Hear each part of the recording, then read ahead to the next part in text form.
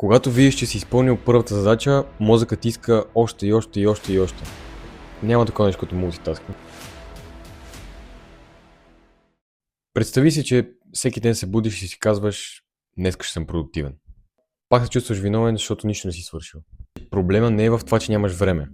Проблема е в това, че нямаш система. Бях по абсолютно същия начин допреди. Будя се въобще без никаква представа какво ще правя през деня и заспивам по същия начин.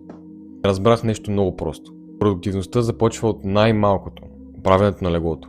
Имаше период, в който започвах всеки ден по абсолютно същия начин.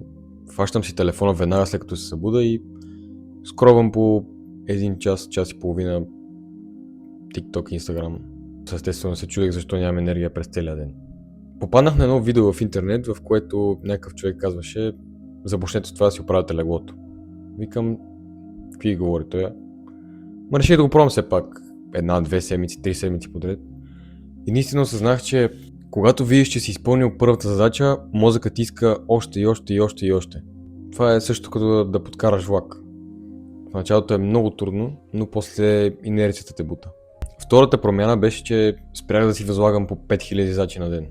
Вместо това започнах да си избирам по 3 неща на ден и просто ги приоритизирах тях и нищо друго. И тук идва третата стъпка и може би една от най-важните. Така наречените времеви блокове. Няма такова нещо като мултитаскинг, това е абсолютно напълно измама. Започнах да блокирам 90 минути само единствено за работа. Без социални мрежи, без телефони, без нищо. Само аз и задачата, която трябваше да извърша. Тези 90 минути аз върших повече, отколкото преди за цял ден. Ако се чувствате изгубени и мислите, че не може да наваксате, започнете с нещо малко. Оправите си леглото. Продуктивността нито е талант, нито е нещо, с което се раждаме, а то е просто навик. И ако приложите тези 3 стъпки, ви гарантирам, че вашата продуктивност ще се увеличи с 300%.